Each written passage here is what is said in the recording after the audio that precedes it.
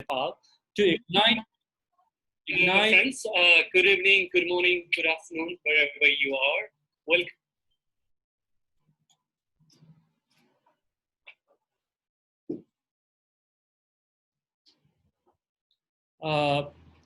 Thank you for being with us. We'll start Dalit Live Matter Nepal 6th episode of Caste Conversation. Dalit Live Matter Nepal is a social movement to create a just society where every Nepali can enjoy life without the fear of being persecuted in the name of caste. It is an initiative to counter and fight back all form of caste-based discrimination and untouchability, a collective intervention to ensure every right of every single Nepalese citizen as guaranteed in the Constitution of Nepal. Dalit Life Matter Nepal is a connection with the people to build a collective force and amplifies power to eradicate any inequality, discrimination, and violence based on the caste system. Today's episode of Caste Conversation brings you Beena Pallical. Beena Pallical is currently the General Secretary of Dalit Arthik Adhikar Andolan and Executive Director of South Asia Dalit Women's Economic Empowerment Program of Asia Dalit Rights Forum.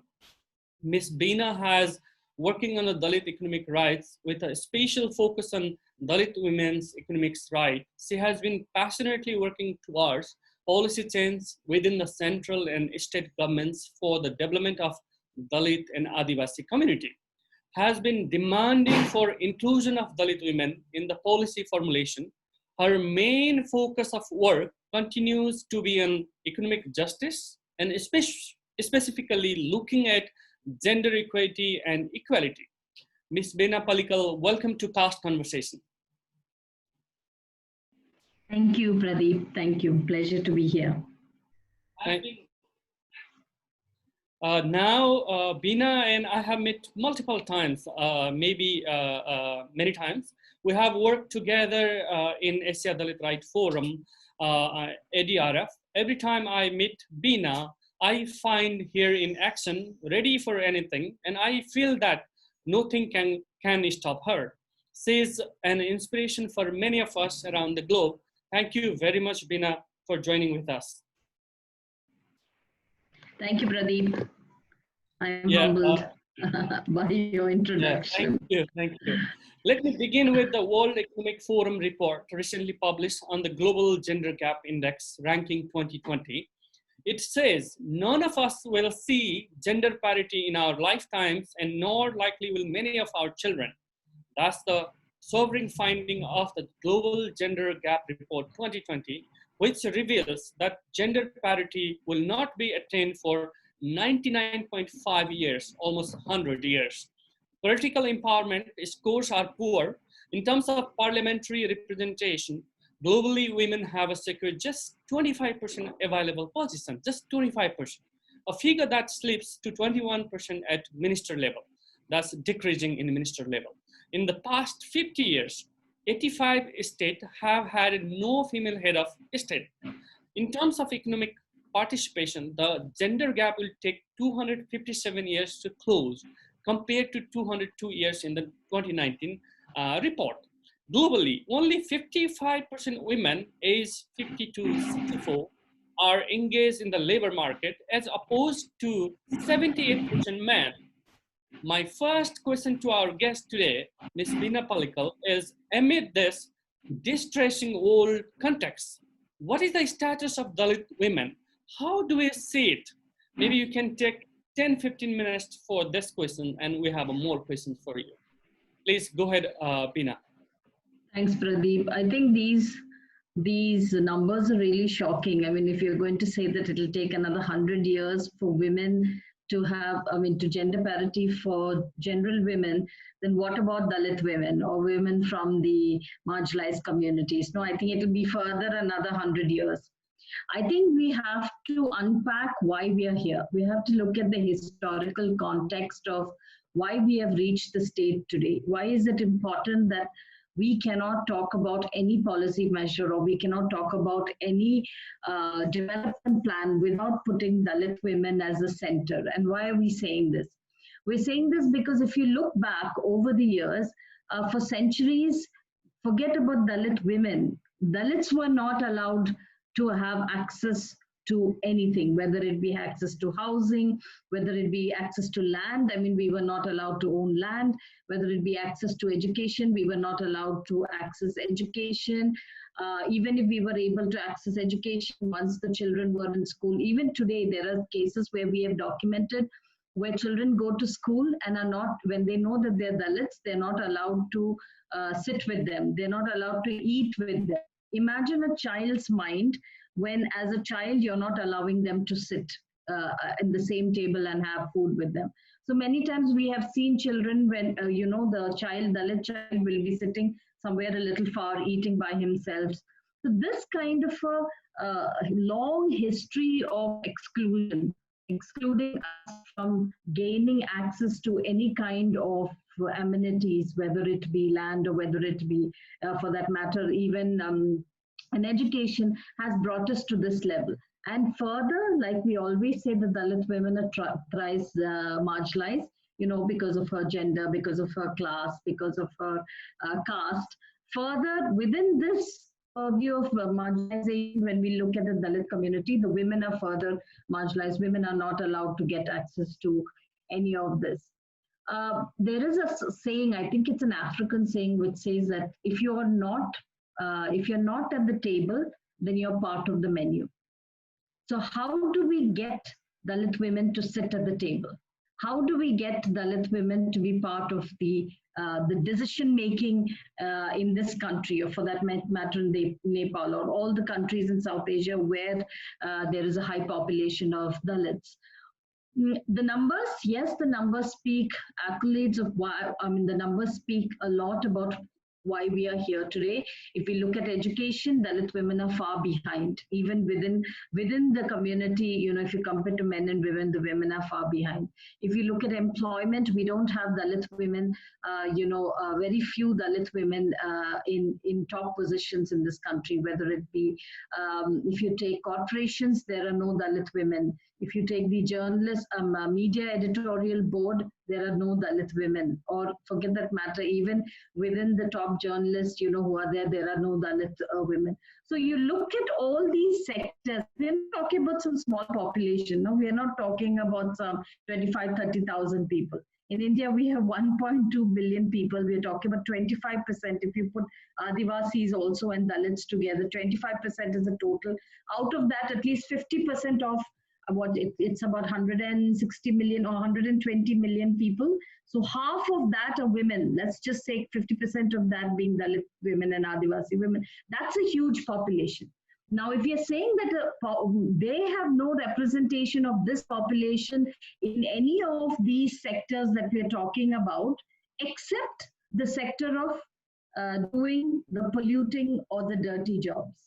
Where you're looking at manual scavenging, there are women. If you're looking at cleaning of toilets, there are women. If you look at domestic help, there are women. So wherever we're looking at so how they have relegated the caste to a point where they're saying, okay, you remain there. Even today, when we're talking about new schemes so that we can lift women out of poverty, lift women out of these jobs, there's still resistance. Why is there so much resistance when we are talking about actually bringing women out and giving and also empowering them? And the agency of Dalit women are so important, but I don't think we're looking at that. I think we will, as we go through these conversations, we will also look at the intersectionality of how we're looking at all these different aspects of why Dalit women are still at the margins. A young girl born in a Dalit family will remember or will be told 1,000,000 times as she grows up that she's Dalit. She's not allowed to sit in the class. She's not allowed to go get an education after a certain, and even if she tries to go, recently, most of the cases of violence that happen are because a girl is going to access education. A girl is going to, there was a girl a few years ago who was 13 or 14 who was going to school to write her exam and she got raped, gang raped.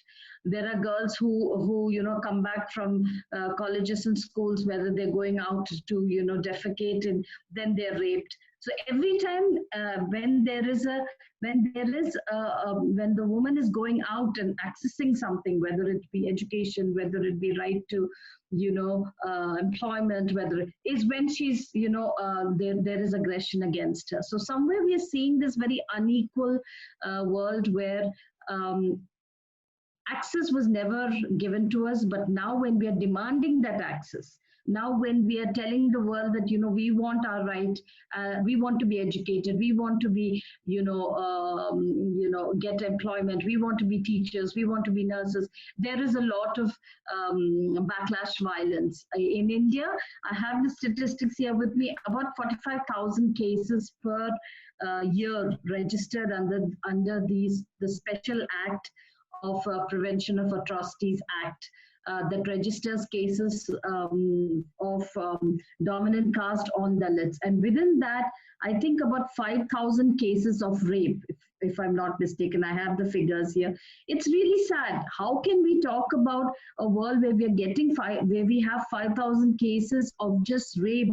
I think it's about 3 or 4 women raped if you look at per day statistics, it's about 5 women raped on a daily basis. So while we finish this conference, at the end of the day, that's what the statistics tell us. So I think these are shocking statistics.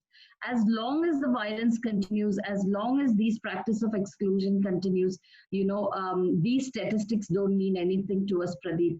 Whether it's the World Bank's statistics or the UN statistics, finally they're numbers for us to reach even within that statistical framework.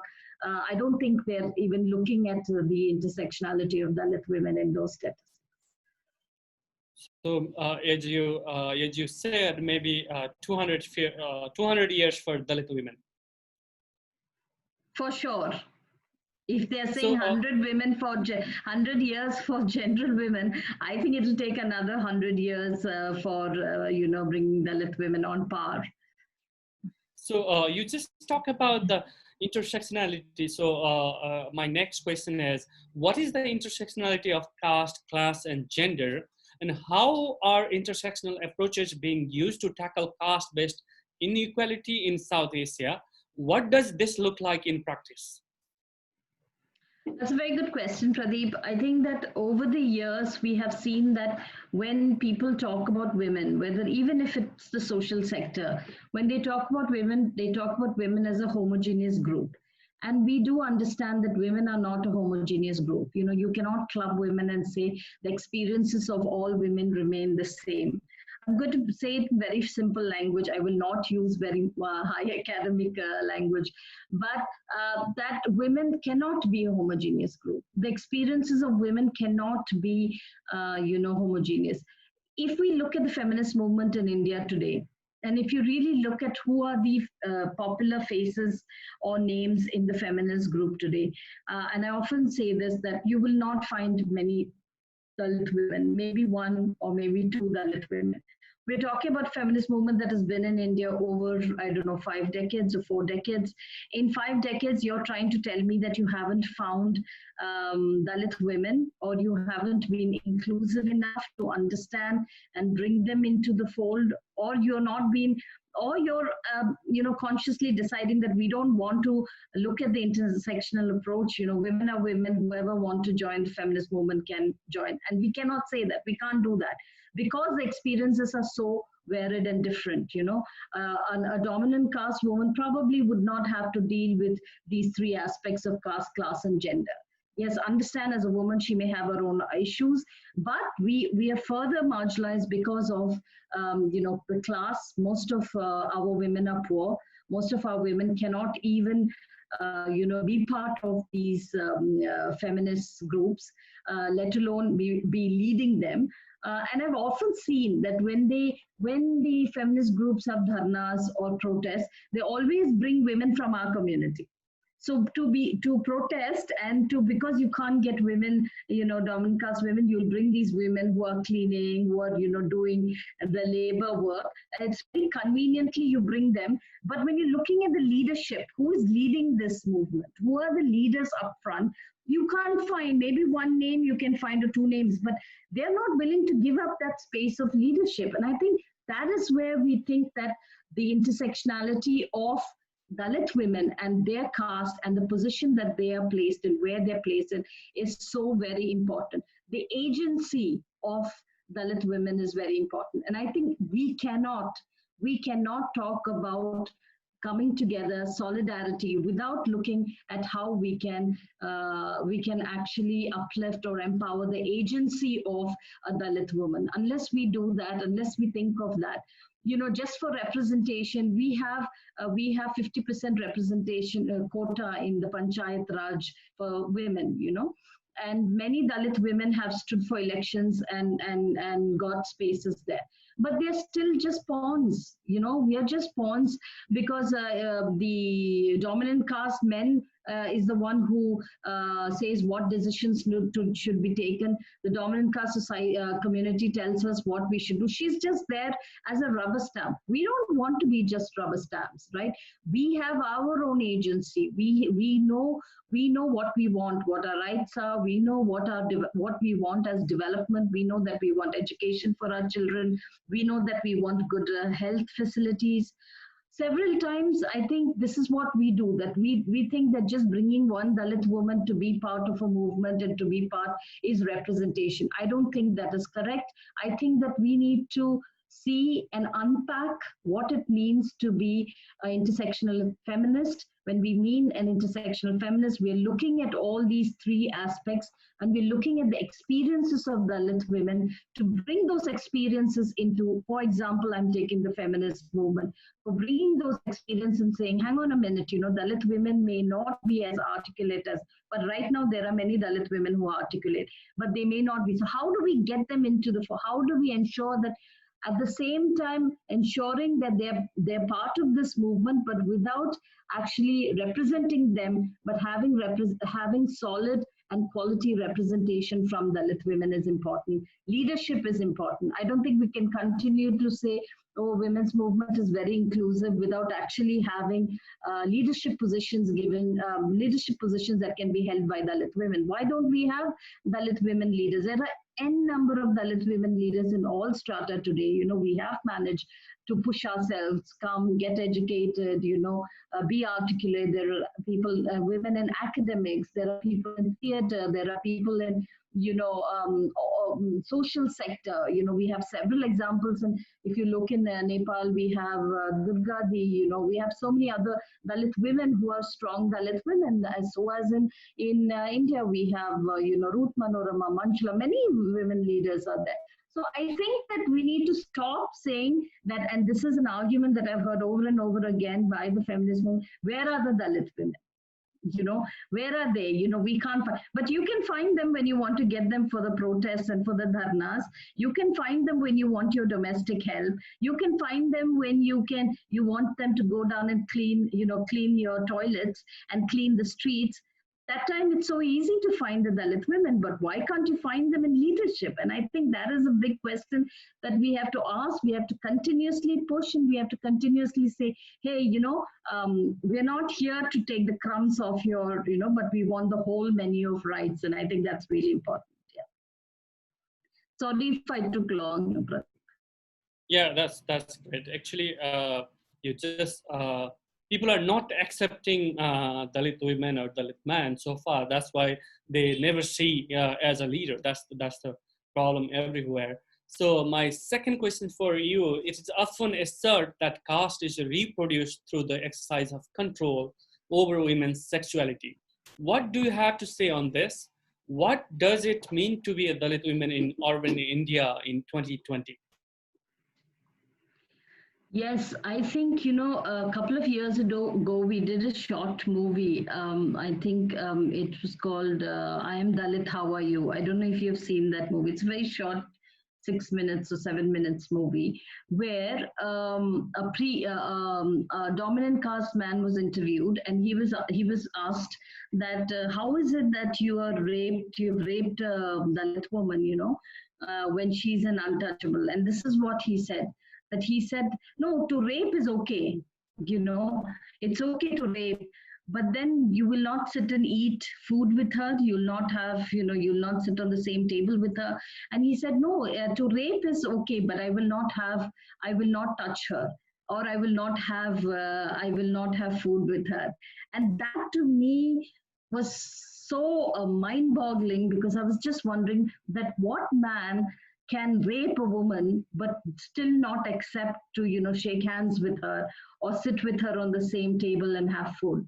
And that is where you can see that it's total control of her body, of her mind, of her resources, and that power that they wield over us as dominant caste men, that it's okay to rape a woman, and a woman is always seen as a symbol of that they can settle their scores over our bodies. We don't have autonomy of over our own bodies. Many times, if you look, I mean, it's a joke when we say that there are this 40,000 cases registered in India, out of which 5 to 6,000 cases are only rape. They're using rape as a weapon to silence us. They're using rape as a weapon to tell us, hey, you keep quiet. You're not worth anything. You can't do that. You cannot, fight for your rights. This doesn't belong to you. If you start educating yourself, how dare you get an education? If you're going to work, how dare you get work? You're a Dalit woman. You remain as a Dalit woman. And what does it mean? Remain? We don't have any power or autonomy over our body and our sexuality. We don't have any power over resources. And let me tell you, this resources is such a huge aspect of why people treat us the way they are, because they've taken all our resources. We don't have land. We don't have any property in our name. Therefore, we do not have any kind of resources to actually stand up on our feet and say, hey, I have a house and I have a land. All this was taken away from us. So this was wielding of power over our autonomy, our sexuality, our resources, taking it away and saying, this was not meant for you. And when we actually challenge that, when we actually say, you cannot do that to us, is when this violence is happening, is when the atrocities happen, is when they say that, no, you cannot do this. Even if you look at schools, have you heard cases where the Dalit cook, if she's cooking food for the children, they will not eat that food. No, they'll not eat that food. Why should a Dalit woman cook food? And there are actually parents who say that we'll take our children out of that school if the Dalit woman is continuing to cook that food. Her agency of being that cook is taken away from her. What do you do after that? So I think we're continuously trying to, and we have to lose so much energy on challenging these aspects, and therefore that man who said that it's okay to rape is actually what every dominant caste man thinks, that it's okay to rape a woman because anyway she has no agency. Anyway, she has no autonomy, and it is my right and power to use that to silence her and to say, hey, you cannot challenge me, you remain where you are. And I think that is an important aspect that we have to see. And that is also where the class angle, because many of my sisters, many of our brothers, both brothers and sisters are very poor, the community is very poor. So there is she doesn't have any clout, she doesn't have anything to fight back. And so she just accepts many times the situation that is, that has come over her, that it is also a matter of for her that she doesn't have any kind of extended support system or mechanisms that she can use to fight this. And many times she gives up.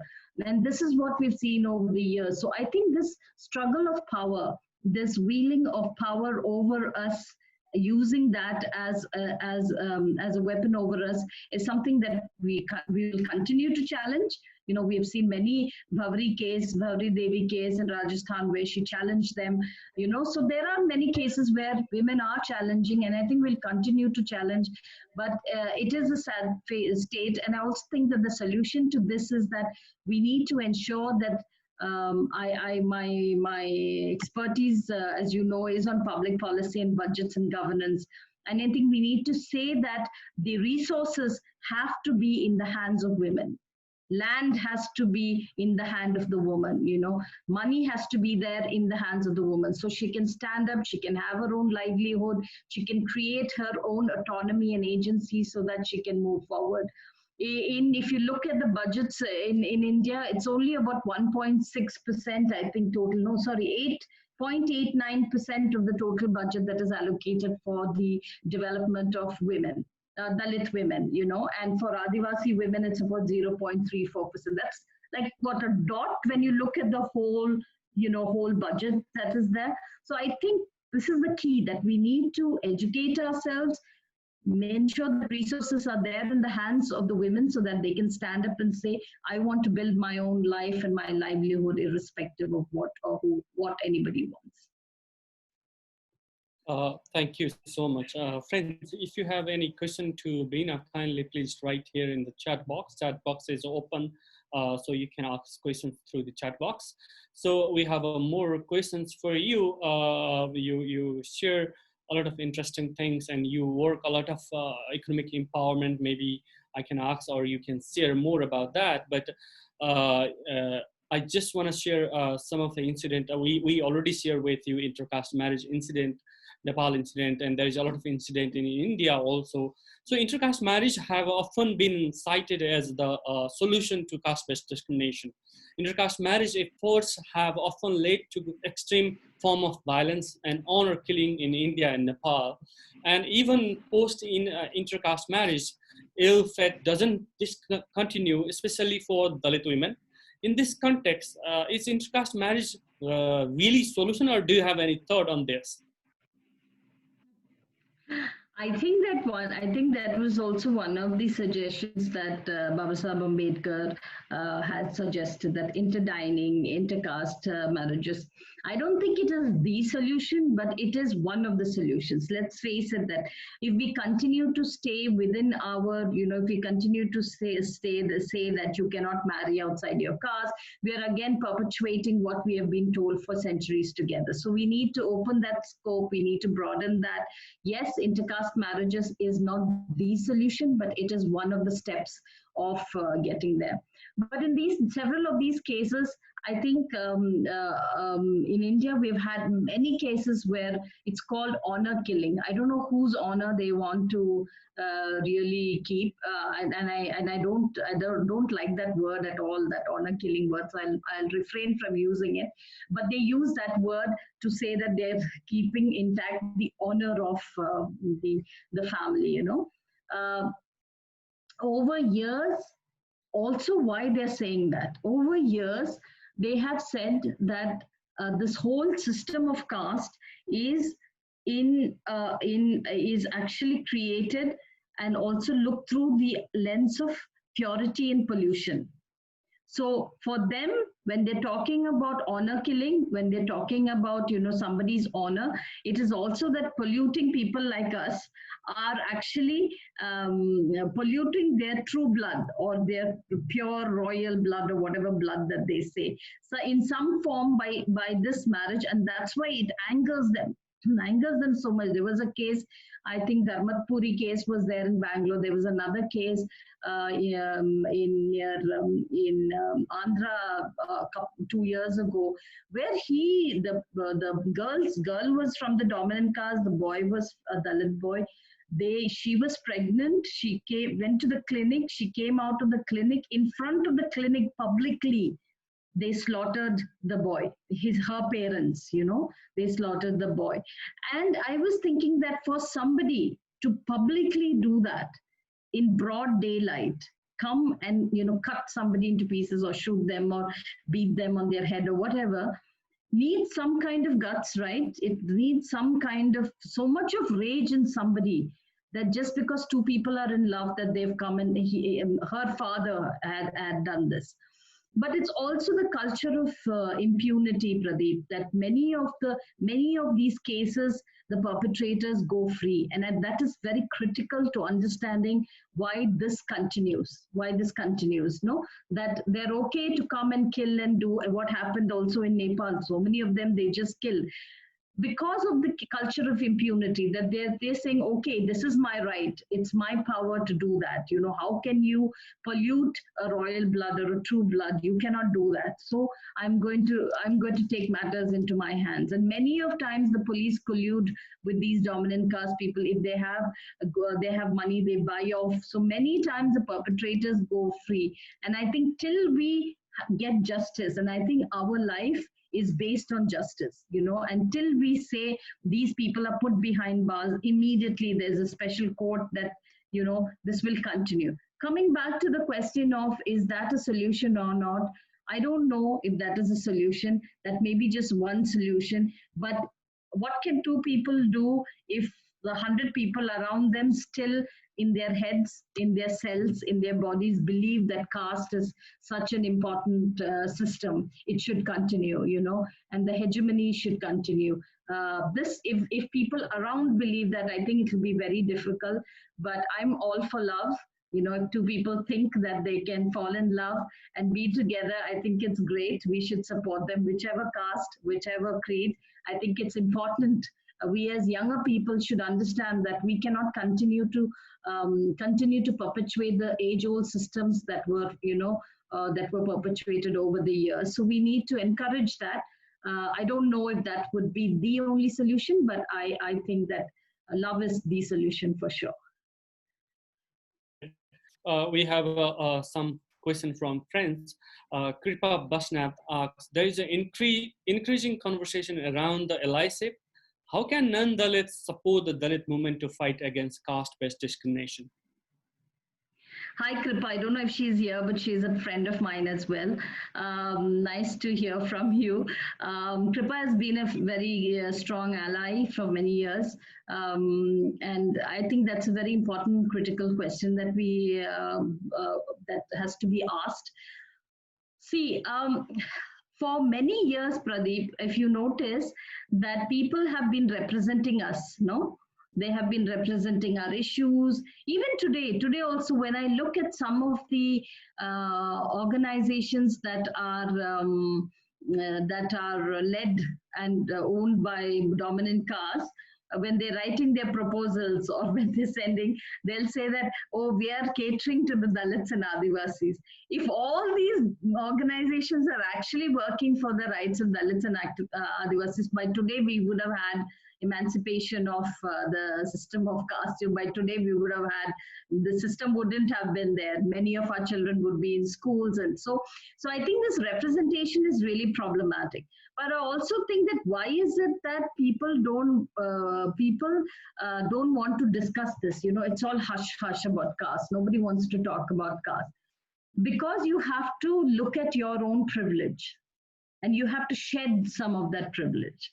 For you to actually accept to be in solidarity and to be an ally, you have to relook at your own privilege and where your location is and where you're standing, and to be able to reach out and say, okay, I don't want to talk for you, I don't want to represent you, but I want you to represent yourself on the same level. Not as somebody who's working for me, not as somebody who's my domestic, but who can stand and represent herself or himself on the same level as Dalits. And I think that is very important. So don't talk on our behalf. Let us talk for ourselves. Let the Dalits talk for themselves. Let the Adivasis talk for themselves. Let people, the Madeshis, talk for themselves. I think it's really important that we talk for ourselves. So stop talking for ourselves. As dominant caste organizations, feminist organizations, as people from the dominant caste. One thing. Second thing is stand with us. Let us deal with our own issues. I think there many times I've heard people say, oh, you Dalits can never come together. When is it that all the dominant caste communities have stood together? Is it only that Dalit communities have problems? No, we have a problem. We'll sort it out. You don't have to worry about that. So I think let us give space. Let them not give. We are not asking for space, but let the Dalits themselves decide for themselves what they want to have. Look at your own privilege. I think that's important. How you can unpack that privilege, how you can ensure that you're not unconsciously or consciously taking spaces that are meant for people from the Dalit and Adivasi or the marginalized communities. I think that is very important. Be there, stand in solidarity, but not in representation, I would say. So I think this is a critical question today, especially in today when you look at where resources are flowing. When you're talking about the NGO sector, if you look at where the money is going, where the resources are going, who's in the leadership roles in many of these organizations, I think we need to continue to do that. I also think that we need to, if we do not have representation within the organizations, we need to ensure that we open up spaces, where we capacitate people from different groups, marginalized groups, so that we can have an inclusive workspace. To be able to do that, you have to understand the experiences that Dalit women and men come from to be able to do that. And I think it's really important. We all need to stand in solidarity with each other, but not representing each other. Yeah, you exactly mentioned very good point. And then after the Black Lives Matter movement in the US, there is one of the major issues coming up is transformation of institutional transformation. So now we need to think and look back to our own institution, and then we need to work to transform our own institution. That's a very important point you raised. We have more questions. Sarita Pariyar asks, what is the key, if any, between Brahminical patriarchy and Dalit patriarchy? What is the key difference, if any, between Brahminical patriarchy and Dalit patriarchy? What do you think in this? Yeah, thanks, Pradeep. Before I go to that question, and hi to Sarita as well, I want to say one thing, that we work a lot on budgets, analyzing budgets and looking at, what is the money that is coming and how much reaches the ground, etc., etc. And I know that in several of these conversations within NGOs and within different organizations, I've heard comments where they say that, oh, they're not budget experts, they can't be budget experts, or they cannot be experts in their movement organization. So I don't think we can consider. So what I'm saying is, for the last 15, 20 years, we are doing this work. But even after 15, 20 years, after producing so many works, so many studies, still we are not considered as budget experts. And so there itself, it's problematic, because they cannot consider Dalits as an expert of some field. Dalits should remain Dalit, just like Ambedkar. Many times they say that Ambedkar is a Dalit leader. No, he's more than a Dalit leader. He's a national leader. He wrote the constitution. But still, they're not able to give the kind of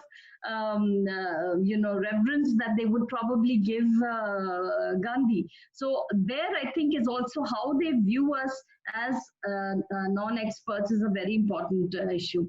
Coming to question of Sarita on looking at patriarchy, yes, there is a huge difference between Dalit patriarchy and Brahminical patriarchy.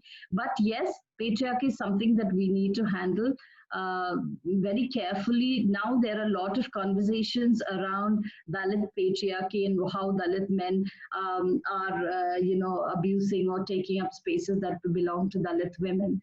And I think these conversations are going on online. I've been following, and I'm sure that many of you have been following. There is a story about a woman who used to go, as you all know, that many times the upper caste dominant caste man uses the Dalit woman as, to have sex. And there was a story about this woman who used to go to the Dalit man's house. The Dalit man used to come to this, the dominant caste man used to come to the Dalit woman's house to have sex, and he has to put his shoes outside the house of the woman. And when the husband of the Dalit woman comes, when he sees the shoes, he knows that there is a Rajput inside, or there is a more dominant caste man inside, and he has to go and wait till he finishes his business and comes out, because Dalit women are to be used as sex.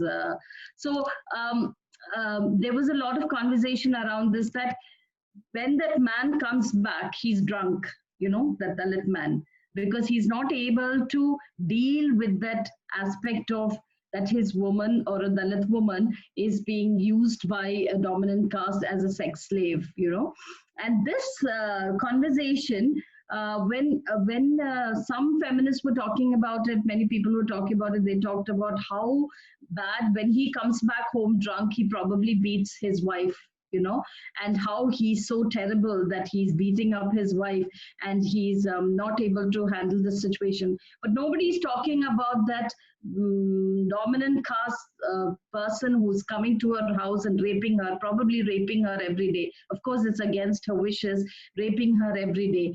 That kind of a conversation where the lens that we're using to view this case, just this case, to see that that Dalit woman, that Dalit man was so horrible, we have to consider this as domestic violence, but not looking at the aspect that that dominant caste was using her as a sex slave, to me signifies what is the difference between Brahminical patriarchy and Dalit patriarchy.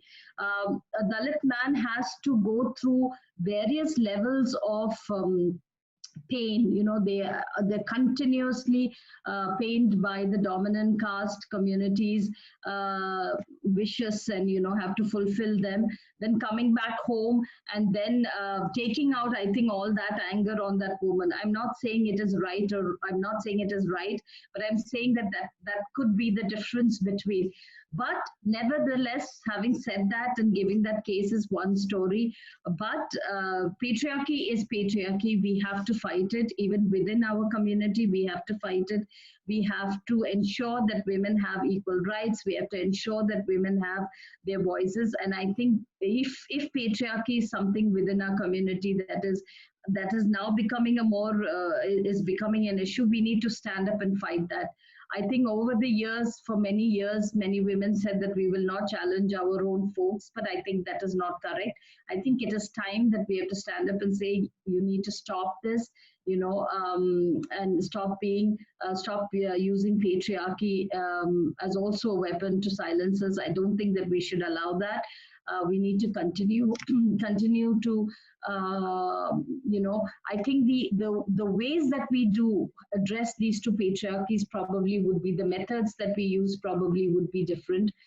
I'm not an expert to say what is that method that we would use, but definitely a Dalit man is more under pressure and has much more aspects of, whether it be the aspect of poverty, the aspect of being a slave of a dominant caste man, and then so I think there are various layers to Dalit patriarchy that we have to recognize, but also not accept it and fight it within the community. It's a difficult thing, but I don't think that we need to stop. We need to continue to fight. And I have seen many conversations today among the younger Dalit women feminists who are challenging these positions, who are challenging these patriarchal forces, and I think that is great that we need to continue to do that.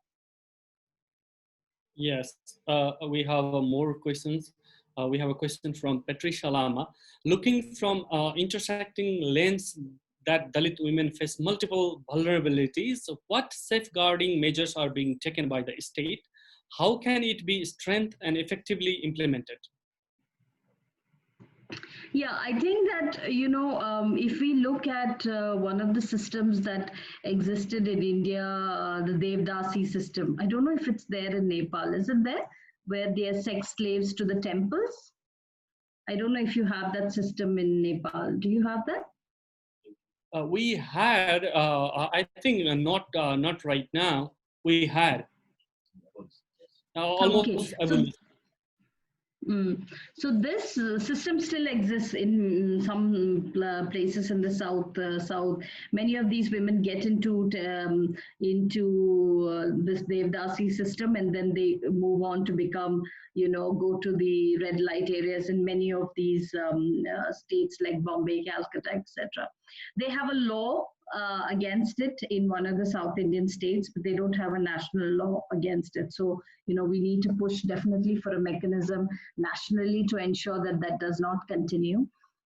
We have several laws and policies in place, like, for example, the Manual Scavenging Act, which prohibits the manual scavenging and elimination of manual scavenging. So that's In terms of mechanisms, there are good mechanisms, there are good, processes. There is also the Prevention of Atrocities Act that that you can use to against people who are from the dominant caste. Any violence happens between the dominant and the Dalit, we can use that act. So there are several provisions.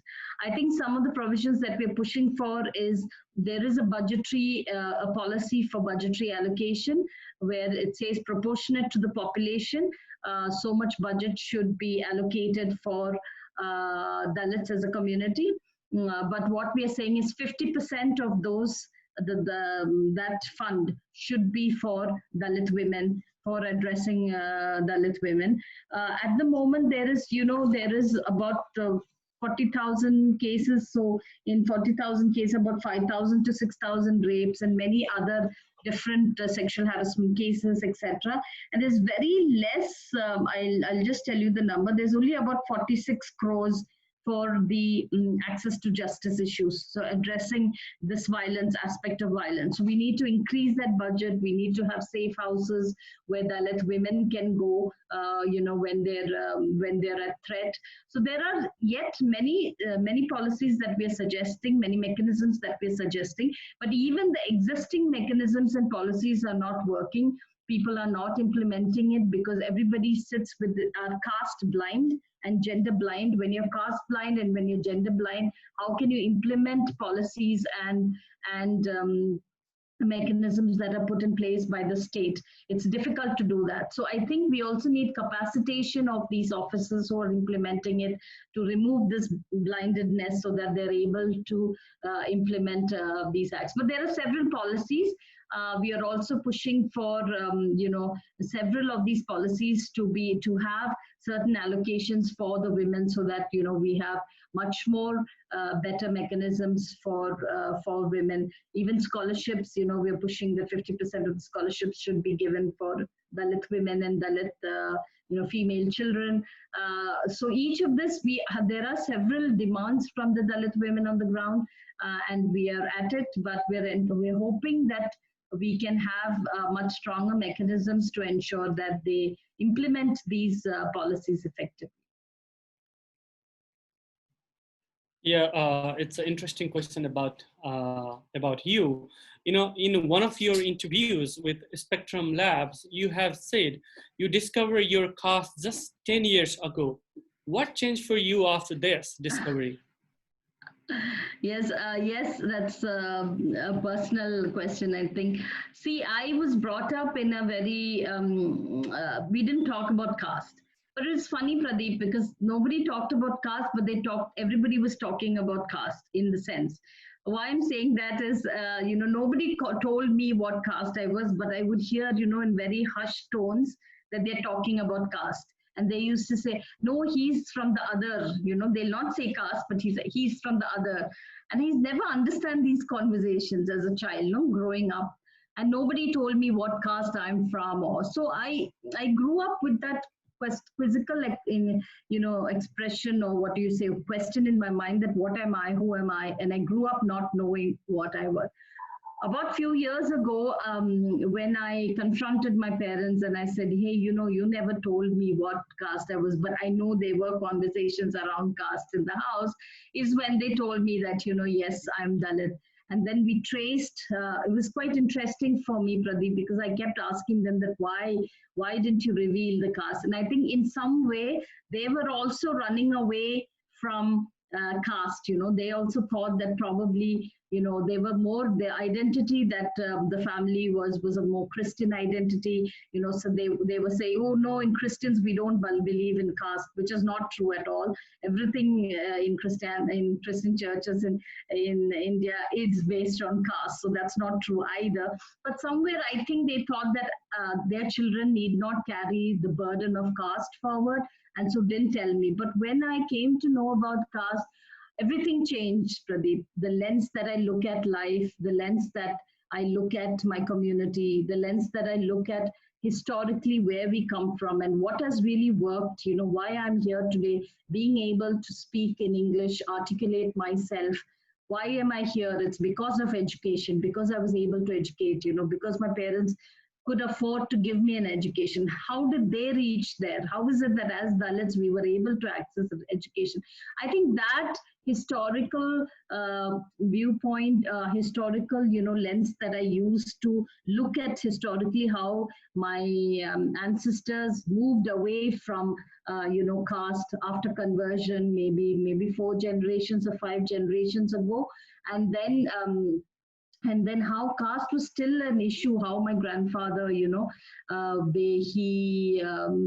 went to the tea shop to get tea, and how the tea was he went outside. They gave him tea in a coconut shell and didn't allow him to come into the shop, and how he threw the coconut shell on the owner of the shop and said, I pay the same amount, you're taking 2 rupees or something from that person, I'm also giving you that much.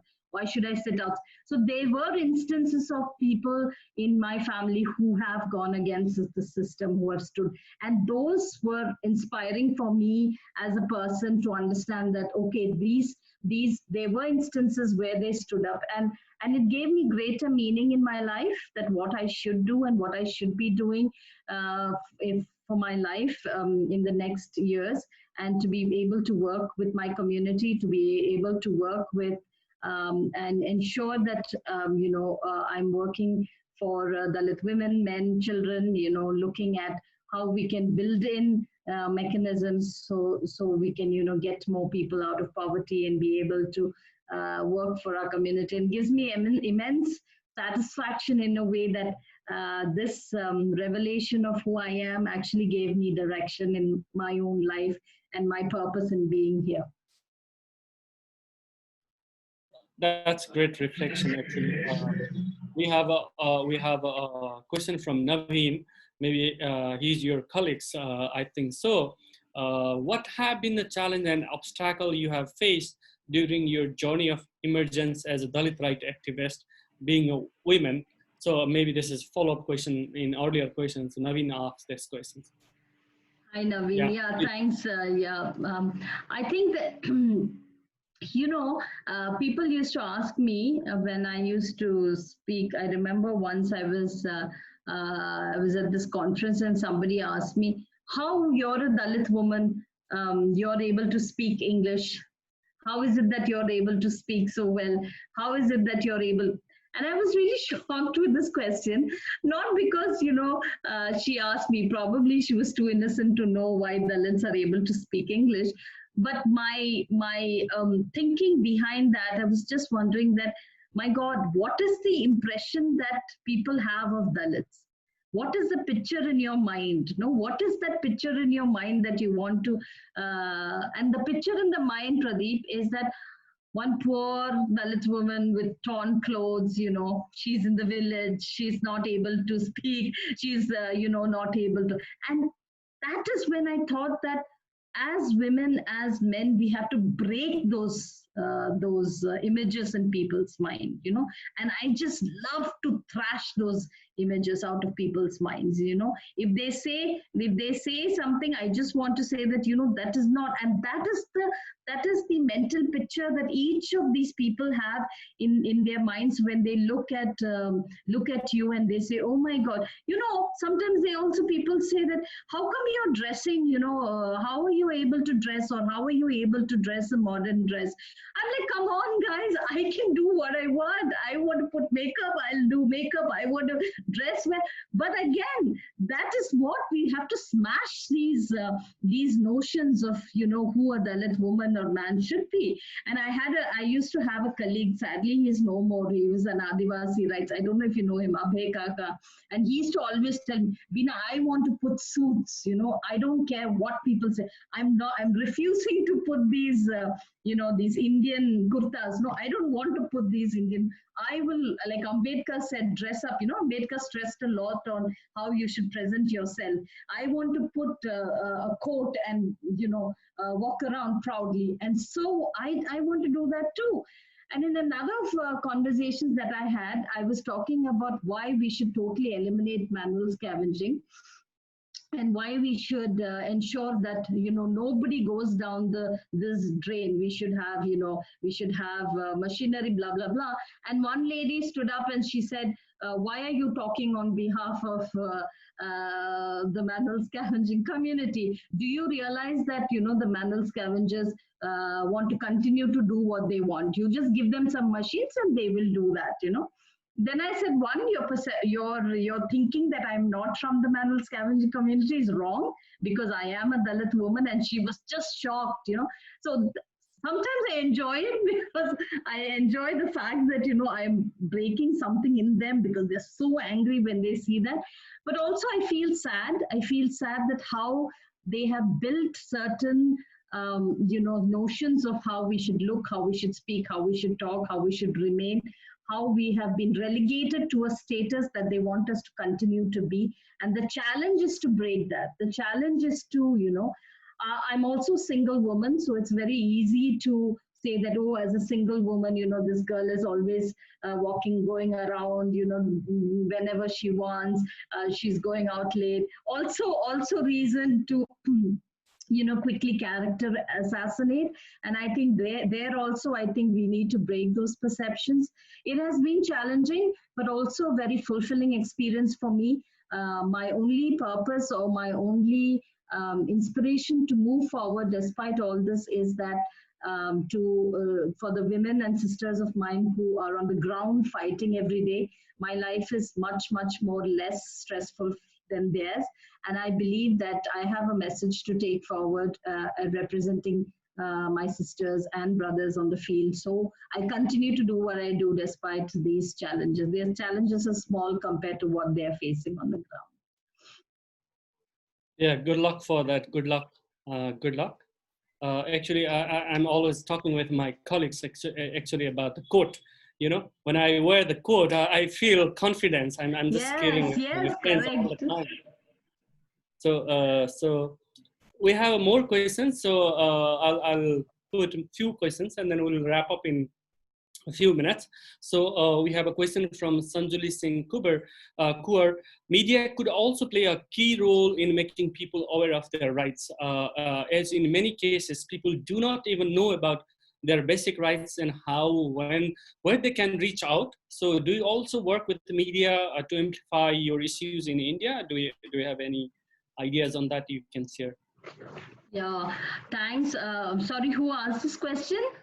Sanjuli. Thanks, Anjali. I think that is a very important question, especially in today's age. If we look at Una, I don't know if you remember the Una incident about 3-4 years ago, where you know, these 4 guys were tied and they were flogged because of they thought that they killed a cow. And one of the reasons that incident became a national, it became a national campaign was because people actually they themselves took the video to show what they were doing, and they put it online, and then the international media picked it up and the national media picked it up, and it became such a huge campaign, and people started.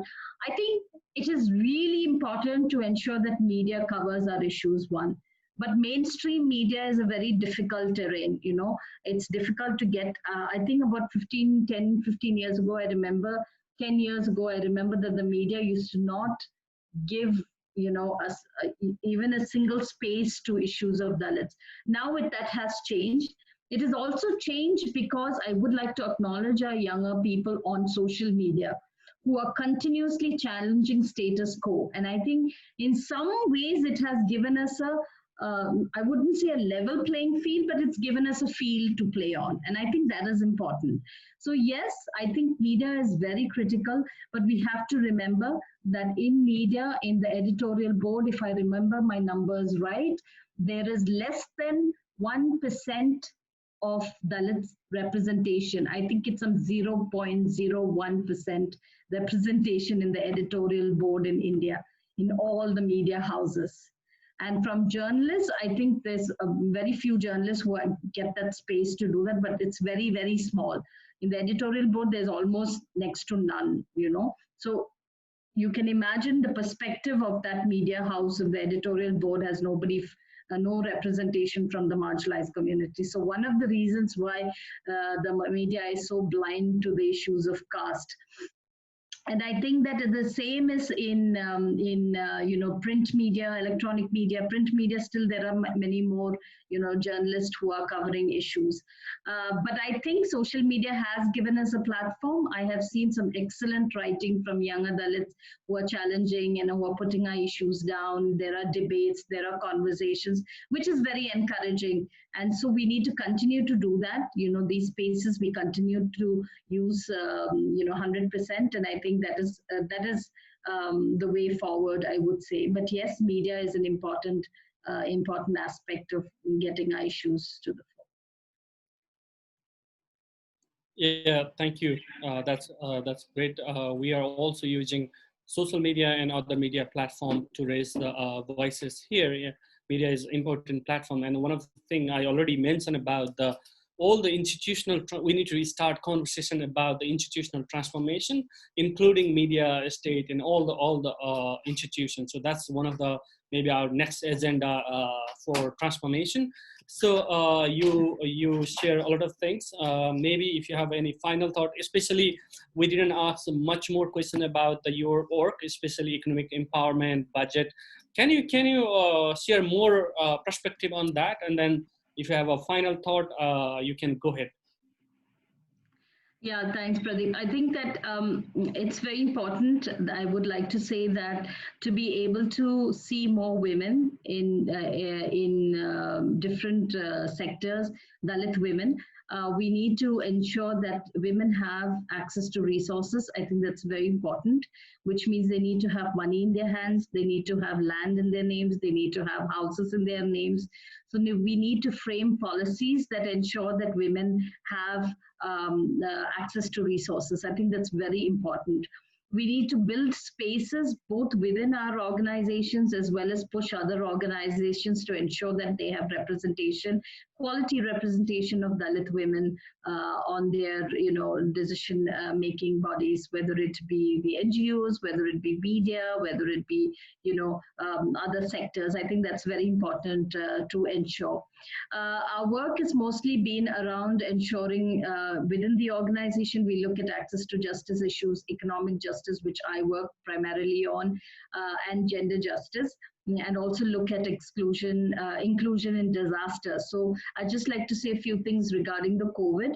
I think what COVID-19 has brought about is COVID-19 has exposed the already existing or exacerbated the already existing inequalities that is there in the country or in the world. So we can see that how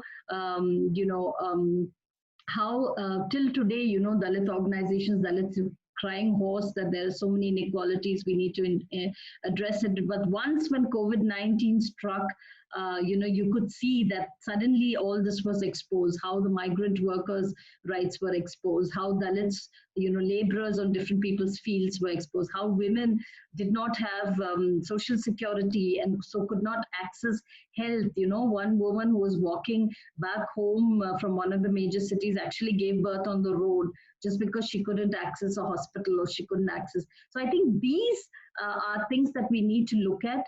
Across the board, Pradeep, across South Asia, we need to push for social security for our women and men. I think it is so important and it is so critical to us having, a life, a quality life of health. It's important that we have some kind of security system given by the state. I think that is so important. Babasaheb Ambedkar said very powerful words years ago. He said that if you were to measure the progress of a country, you had to look at the progress that women have made. And I think that today, if we look at what Dalit women's progress have been in many of these countries, it's really poor. So we need to push for better mechanisms. We need to push for better inclusive policies to ensure that women's voices are heard, and continue to hear, even within our movement. I think within the Dalit movement also, we need to ask ourselves, hey, where are the Dalit women? Are they in leadership positions within the movement? Or are they still, they just come for the meetings and go? We need to consciously think of how we, within the movement, also look at Dalit women and ensure that there is Dalit women's leadership within the movement. I think that is very, very important and critical to ensuring and to moving ahead as a community. I'll stop there, Pradeep. Yeah, final thought, any final thought if you have, and if you have we have a wonderful participant here, friends here. So if you want to share final thought, we can Yeah. take few minutes. Thank you. I would like to first of all thank Pradeep and Samta Foundation for this opportunity, but also for what you're doing. I think to have these conversations across the board, I think it's very important. Many times, we tend to come late for everything. The world will be going, and then as Dalits we think. But I think you're just on top of it. You're there. You're taking these conversations ahead. And I hope that we will bring in much more other perspectives to into this. Water and sanitation. I knew you had a discussion with Wilson. So many other issues, and climate change. Climate change is something that is really affecting us. So let's talk about that. So I think it's great, Pradeep. You're doing wonderful work. So you and your team, all of you. Thank you for this opportunity. Thank you to all the others who have joined on a Saturday evening. I know it's challenging to join on a Saturday evening, but thanks a lot. I would like to say one thing that the question that Kripa had got, that allyship. I think that we have to stand in solidarity with each other. I think it is time that we stand in solidarity with each other. It's important that we stand in solidarity with each other, but it's also important for the non-Dalits to look at the privilege and to unpack that, to be able to stand shoulder to shoulder with us and not not otherwise. And I'd request our brothers and sisters in community to ensure that we need to push ourselves up. We need to hold each other. We need to, I know compassion is very important in today's world. We need to support each other to ensure that we are able to get through these difficult times, especially COVID and then post-COVID. Let me tell you, we are awaiting a tsunami. COVID is just a small, is just a small thing as compared to what is going to be post the COVID-19 situation. We are going to have huge number of people going back into poverty. We have Dalit laborers losing jobs on the ground. We have women who have no idea what they're going to do after this. And we are going to we are going to get into regressive economies where we are going to have people exploited, more and more exploited, because they need to get the economy back on track. So they're going to get people back into workforce without paying them, wages, proper wages, without giving them any facilities to help. So we are going to have a tsunami, and we need to plan for that as a community. How are we going to plan for that is something that we need to rethink across the borders, within the borders, globally, to see how we can do that.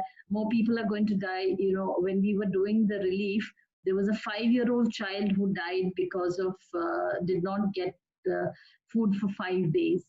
What are we talking in today's world? We're losing people because of hunger. We can't let that happen, and each of us are responsible for that. And I think so we need to really bring our forces together. We need to stand in solidarity, but also challenge the forces that are oppressive, whether it be patriarchy, whether it be the state. We need to stand up and voice our opinions. I think that if we do that, if we stand together, I'm sure that a lot of things are possible. But I believe that, as Baba Sahib said, that we need to put the Dalit women's voices, or the Dalit women, trans voices, as a center of policy making, so that we don't just make a policy without taking these different perspectives in mind. So I think it's really important to do that. With that, I'd like to say Jai Bhim and Johar. Thank you, Jai Bhim. You are an inspiration, such a wonderful journey of breaking barriers. Actually, clap from outside. This is Sikha Kriyan shared this, and I follow her. Thank you, Beena, on behalf of Dalit Live Matters. Thank you very much for joining us today. We have come to end of today's special episode of Caste Conversation. On behalf of Dalit Live Matters Nepal, I want to thank you everyone for joining with us and your solidarity. I'm also thankful to my friends, Riddhika, Sulochana, Prakriti, Vikas, and Vijay for making this possible. Without them, this can't happen. I'm just live here, coming late. These are the people one doing everything. Thank you so much for. And I would like to thank our online partner, Kathmandu Press, as well. This will come in Kathmandu Press tomorrow or day after tomorrow. Friends, we will see you next week with another guest to talk about the caste question in Caste Conversation. This is Pradeep Pariyar signing off for today. Namaste, stay safe, stay happy wherever you are. Enjoy rest of your time. Thank you so much. Thank you. Namaste. Thank you very much. Bye-bye.